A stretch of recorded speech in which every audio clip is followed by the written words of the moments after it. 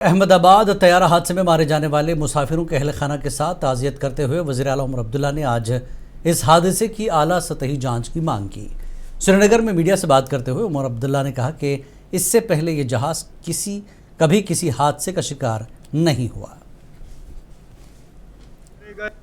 अफसोसनाक वाकया हुआ, जहाज का अचानक इस तरह गिरना, वो भी टेक ऑफ के 1 मिनट के अंदर अंदर। मां सिवाय एक पैसेंजर के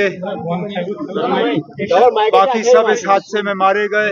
अभी फिलहाल ये भी पता नहीं चल रहा है कि ग्राउंड पे मेडिकल कॉलेज में कोई डॉक्टर या स्टूडेंट कहीं उनमें से भी कोई खुदा ना खास्ता मारे ना गए हों।